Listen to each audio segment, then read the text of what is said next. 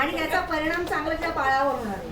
आणि म्हणूनच डोहाळजेवणाचा घाट घालतात की जेणेकरून तिला प्रसन्न ठेवायचं, की जेणेकरून बाळावर त्याचा चांगला परिणाम होतो.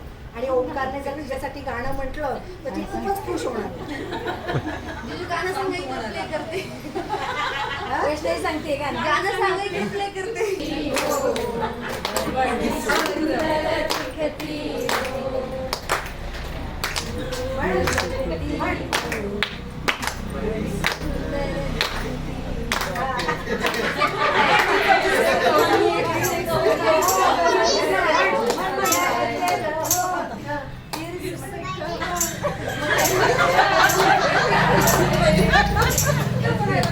बघा